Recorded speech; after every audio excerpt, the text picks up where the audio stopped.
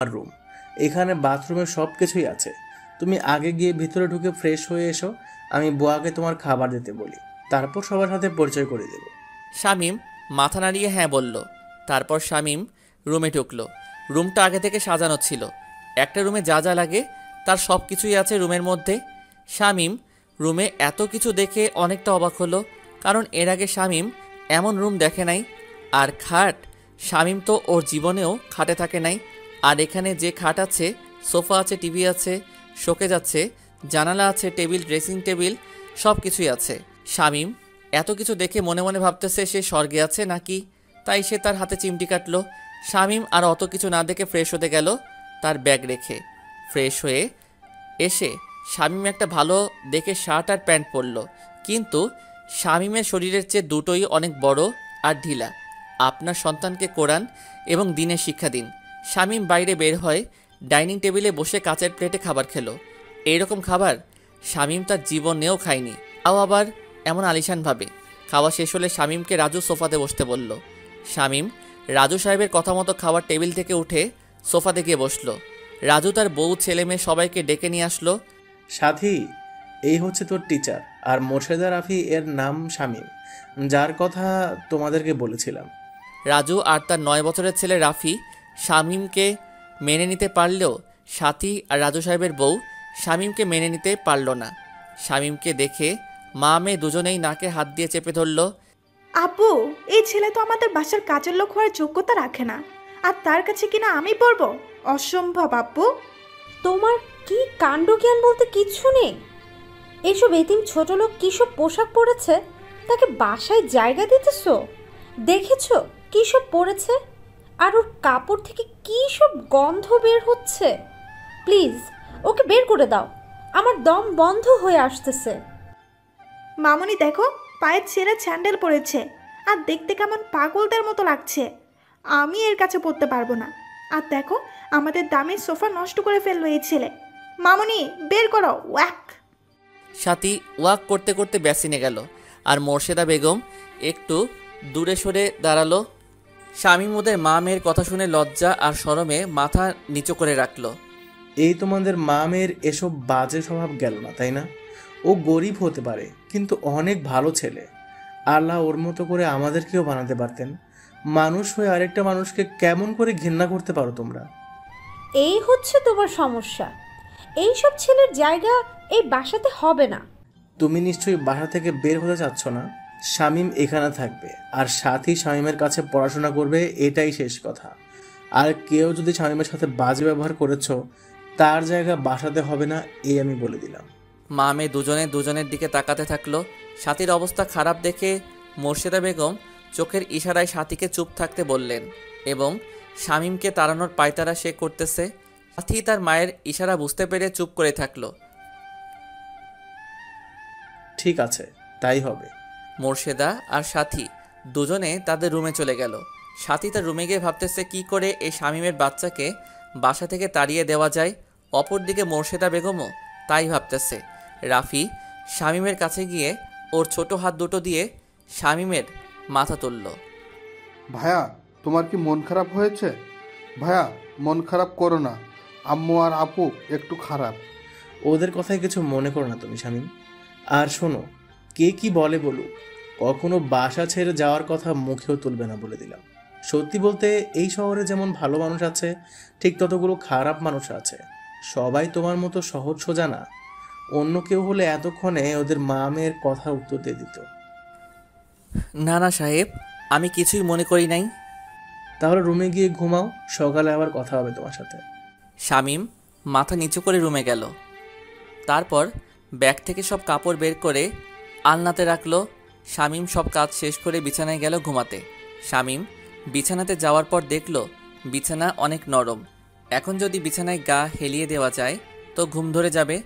শামীম যখন বিছানায় শুয়ে পড়ল, তখন তার মাদ্রাসার কথা মনে পড়ে গেল, বিশেষ করে মাদ্রাসা সুপার এবং দারোয়ান সালামের কথা। আজ শামীম তাদের থেকে অনেক দূরে। ওদের কথা ভাবতে গিয়ে শামীমের চোখে জল চলে আসলো। এখন কি তার বাবা, মানে রহিম, কি শামীমের কথা ভাবতেছে? শামীমের কথা কি তার মনে পড়তেছে, নাকি রহিমও শামীমের মতো করে কান্না করতেছে? শামীম ভাবতে পারে নাই কোনো একদিন তাদের ছেড়ে এত দূরে এসে তার থাকা লাগবে। পরের দিন ভোরবেলা ঘুম থেকে উঠে শামীম ফজরের নামাজ পড়ল। নামাজ শেষ করে শামীম দেখল ঘরের ভিতরে আরও একটা দরজা আছে। তাই শামীম কৌতূহলবশত দরজাটা খুলে দেখে ছোট একটা বারান্দা আর লোহার রড দিয়ে খাঁচার মতো ঘেরা, মানে এটা হচ্ছে ব্যালকনি। শামীম বাইরে তাকিয়ে দেখে অনেক বড় বড় বিল্ডিং, আর সব বিল্ডিং দেখতে অনেক সুন্দর লাগতেছে। এখন শামীমের ভাবনা হচ্ছে, একটা করে বিল্ডিংয়ের তো একটা করে পরিবার থাকে, তাহলে এত বড় বড় বিল্ডিং তৈরি অযথা টাকা নষ্ট করার কি দরকার আছে? একটা পরিবারে বাবা মা, স্ত্রী, সন্তান এরাই তো থাকে, তাহলে এত বড় বিল্ডিংয়ের কি দরকার? এসব নানা রকম কথা ভাবতেছে শামীম। তার সকালের পাখি দেখে উঠল। ধীরে ধীরে রাস্তায় মানুষ আর গাড়ি বের হতে থাকলো। শামীম আরও অবাক হয়ে গেল, এই শহরে এত রকমের গাড়ি, আর মাঝে মাঝে গাড়ি জ্যামের মধ্যে আটকে যাচ্ছে, মনে হচ্ছে এই বুঝি একটা গাড়ি আর একটা গাড়িকে লাগিয়ে দিবে। হঠাৎ রাজু সাহেবের ডাকে শামীম বাস্তবে ফিরে এলো। শামীম তার রুম থেকে ড্রয়িং রুমে গেল। দেখতে পেল সকলে সকালের নাস্তা করা নিয়ে ব্যস্ত। রাজু সাহেব শামীমকে নাস্তার টেবিলে বসতে বলল। শামীম যেই না নাস্তার টেবিলে বসতে যাবে, অমনি সাথী আর তার মা মোর্শেদা বেগম নাস্তার টেবিল থেকে উঠে গেল। রাজু সাহেব বুঝতে পারলেও তার স্ত্রী মেয়েকে থামালো না। খাওয়া শেষ করে রাজু শামীমকে নিয়ে মার্কেটে গেল। যাওয়ার পথে শামীম শুধু শহরের মানুষ, গাড়ি, রাস্তা, ভবন এসব দেখল। শামীম এখন বুঝতে পারল শহর আর গ্রামের মধ্যে পার্থক্য কী। আর শহরের মানুষগুলোকে দেখে বোঝা যাচ্ছে এখানে কেউ কারো আপন নয়, যে যার যার মতো করে ব্যস্ত। শামীমকে নিয়ে একটা মার্কেট থেকে কিছু শার্ট, প্যান্ট, জুতা, স্যান্ডেল শামীমকে কিনে দিল রাজু সাহেব। তারপর বাসায় চলে আসলো। শামীম যাও, এখান থেকে তোমার যেগুলো পছন্দ সেগুলো পরে আসো। শামীম বাধ্য ছেলের মতো গিয়ে সেখান থেকে শার্ট, প্যান্ট, স্যান্ডেল পরে আসলো। শামীমকে এবার এসব পোশাক পুরাই চেঞ্জ করে দিয়েছে। রাজু তার স্ত্রী মেয়েকে ডাক দিল। তারা শামীমকে দেখে অবাক হয়ে গেল। কিছুক্ষণ আগে যে ছেলেকে পাগলের মতো লাগছিল, এখন সেই ছেলে দেখি পুরাই হিরোর মতো লাগতেছে। সাথী, এবার ঠিক আছে তো? না আব্বু, ঠিক নাই। পোশাক বদলালেও তো আর মানুষের স্ট্যাটাস চায় না। চুপ করো বেয়াদব মেয়ে, যাও বই খাতা নিয়ে পড়ার টেবিলে বসো। এখন তোমাকে শামীম পড়াতে যাবে। আর শোনো, শামীমকে ভদ্রতার সহিত স্যার কথাটুকু বলবে, মনে থাকে যেন। সাথী আর ওর বাবার মুখের উপর কোনো কথাই বলতে পারল না। চুপচাপ পড়ার টেবিলে গিয়ে বসে পড়ল। কাজটা কি ঠিক করলে তুমি? একটা এতিম ছোট ঘরের ছেলের জন্য নিজের মেয়েকে এভাবে ধমক দিতে পারলে? বেশি কথা বলবে না বলে দিলাম। এতিমরা কি মানুষ না? তারা কি সমাজের ৮-১০টা মানুষের মতো চলাচল করতে পারে না? একটা এতিম ছেলের জন্য আমাকে রাগ দেখাচ্ছ? আর এই ছেলের জন্য কেন তুমি এত টাকা ব্যয় করতে গেলে? ও এখন সাথীর শিক্ষক, আর টাকা পয়সা কি কবর সাথে নিয়ে যাবে নাকি? শোনো, এখনো সময় আছে, নিজেকে বদলে ফেলো। শহরের ওই ইট পাথরের মতো হয়ে যেও না, তাহলে কিন্তু পস্তাতে হবে। শামীম মাথা নিচু করে সব কথা শুনতেছে। যখন মোর্শেদা বেগম এতিম কথাটা বলে, তখন মনে হয় শামীমের কলিজাটা ছিঁড়ে গেল। কেন? এতিম মানুষগুলো কি কারো ভালোবাসা পেতে পারে না? তাদের কি ইচ্ছে করে না ভালো পোশাক পরিধারণ করার? তারা কি একটু সুখের মুখ দেখতে পারে না? শামীম, তুমি ও ঘরে গিয়ে রাফিয়ার সাথীকে পড়াও। আর শোনো, কাল সকালে তোমার ভার্সিটি চিনিয়ে দেবো, তারপর একা একা যেও, বুঝলে? শামীম মাথা নাড়িয়ে হ্যাঁ জবাব দিল। তারপর সাথীর রুমে গেল। সেখানে গিয়ে দেখে সাথী বইয়ের উপর মাথা রেখে কি যেন চিন্তা করতেছে। শামীম রুমে ঢুকে সাথীকে সালাম দিল। তার প্রতি উত্তরে সাথী মুখের ভেঙচি কাটল। শামীম আর কোনো কিছু না বলে পড়ার টেবিলের পাশের চেয়ারে বসল। আপনি কোন শ্রেণীতে পড়েন? কোন বিভাগে? মানবিক। আপনার কোন বইটাতে সমস্যা আমাকে বলুন, আমি তার সমাধান করে দিব। সমস্যা তো আপনি। মানে ঠিক বুঝলাম না। সব বইয়ে সমস্যা আছে আমার। তারপর শামীম এক এক করে সাথীর সবগুলো বই প্রথম থেকে শুরু করলো। কিন্তু বোঝা গেল সাথী মোটেও ভালো ছাত্রী না পড়াশোনার দিক দিয়ে। কোনো রকম শামীম সাথীকে বোঝানো শুরু করলো, আর সাথীও কিছুটা বুঝতে পারলো। তারপর রাফিকে পড়াতে শুরু করলো। রাফি ক্লাস 4-এ পড়ে, কিন্তু সাথীর থেকেও রাফি অনেক মেধাবী ছাত্র। তার শামীম বুঝতে পারল। প্রথম দিন তবুও তাদেরকে অনেক কিছু বোঝালো, শিখালো। পড়ার কথা ছাড়া একটা বাড়তি কথাও বলেনি শামীম। আমি এই গল্পটার লেখক। আমার নাম মোহাম্মদ শামীম মিয়া, বাড়ি রংপুর বিভাগের নীলফামারী জেলা, কিশোরগঞ্জ থানা, মাগুরা ইউনিয়ন। সাথী আর রাফিকে পড়িয়ে এসে শামীম আবারও রাজু সাহেবের কাছে যায়। রাজু সাহেব তখন পত্রিকা পড়ায় ব্যস্ত। রাজু সাহেব পত্রিকা রেখে শামীমকে বলতেছে, তা কেমন দেখলে ওদের পড়াশোনা? সাহেব, আপনার মেয়ে পড়াশোনা একেবারে কাঁচা, আর আপনার ছেলে মাশাল্লাহ অনেক সুন্দর, পড়াশোনা করতে জানে। শামীমের এমন কথা শুনে রাজু সাহেব বসা থেকে উঠে দাঁড়ালো এবং শামীমের দিকে আগুন চোখে তাকিয়ে থাকলো। রাজু সাহেবের এমন তাকানো দেখে শামীম অনেকটা ভয় পেয়ে গেল। সাথে সাথে শামীম মাথা নিচু করে নিল এবং মনে মনে বলতেছে, আমি তাকে সত্যি কথা বললাম, তাহলে আমার দিকে এমন করে উনি তাকিয়ে আছে কেন? তুমি আমাকে কি বলে ডাকলে সেটা আগে বলো তো। সাহেব বলেছি। কেন, কোনো কি ভুল করেছি সাহেব? আর একবার যদি সাহেব বলেছ তো রহিমকে এক্ষুনি ফোন দিয়ে বলে দেব, বেটা আমাকে আঙ্কেল বলে ডাকবি, নয়তো চাচা বলে ডাকবি।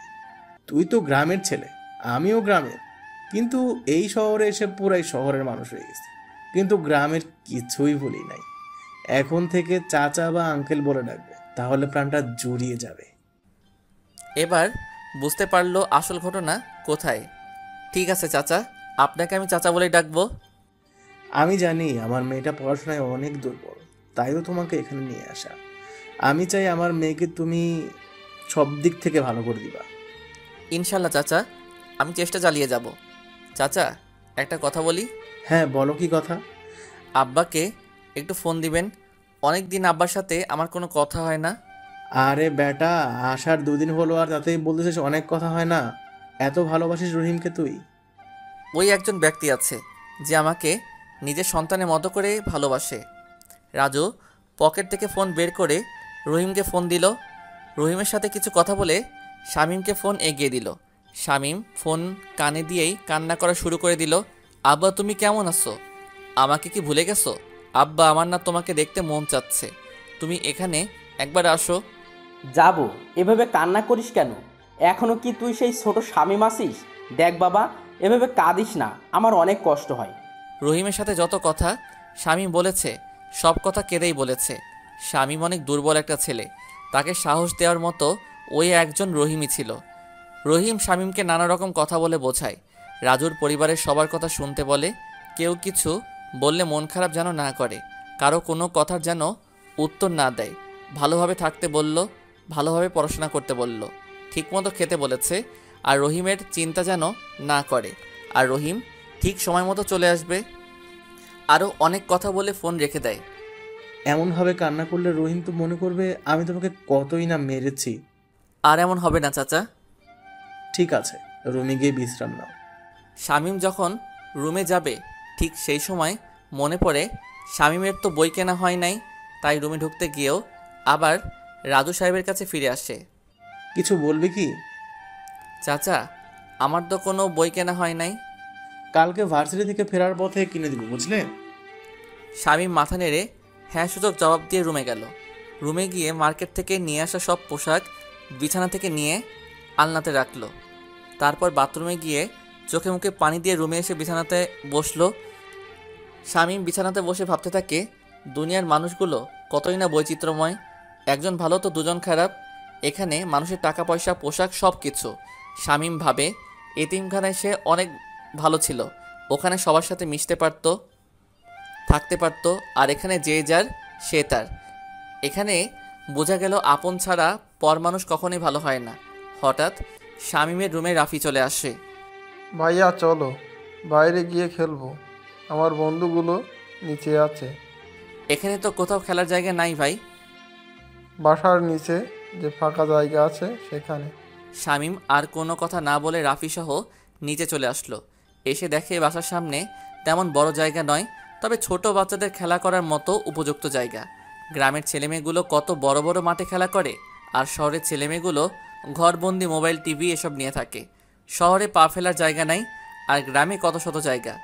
গ্রামের ছেলেরা যদি খেলাধুলা করতে চায় তাহলে মানুষের ক্ষেতের জমিতেও গিয়ে খেলা করে। আর এখানকার ছেলেগুলো চাইলেও তো পারে না। রাফির সাথে শামীম ক্রিকেট খেললো। সন্ধ্যার দিকে খেলা শেষ করে ওরা বাসার ভিতরে গেল। শামীম রুমে গিয়ে ফ্রেশ হয়ে অজু করে নামাজ আদায় করে নিল। তারপর সে রুমে বসে মাদ্রাসায় যে বইগুলো পড়তো সেগুলো নিয়ে একটু পড়তে বসলো। রাতে আর শামীম রাজুর পরিবারের সাথে খেতে যায়নি। শামীম জানে সে যদি সেখানে খেতে যায় তাহলে তারা আর কেউ খাবে না, তাই বুয়াকে বলে খাবারটা রুমে নিয়ে এসেছে। পরের দিন রাজু সাহেবের সাথে শামীম ভার্সিটি যায়। সেখানে গিয়ে সব ফর্মালিটি শেষ করে শামীমকে তার ক্লাসরুম চিনিয়ে দিয়ে লাইব্রেরিতে গিয়ে বই কিনে দেয় রাজু। তারপর শামীমকে পুরা পথ চিনিয়ে দেয় কিভাবে ভার্সিটি আসা যাবে, কিভাবে কোন জিনিস চিনে রাখবে, যাতে করে শামীম কোনো কিছু ভুলে না যায়। তাই রাজু শামীমকে সব কিছু বলে দেয়। শামীমকে বাসায় নামিয়ে দিয়ে রাজু সাহেব তার অফিসে চলে যায়। শামীম বাসা যাওয়ার পরে মোর্শেদা বেগম দেখে তার স্বামী রাজু নাই। তাই তিনি শামীমকে বলে,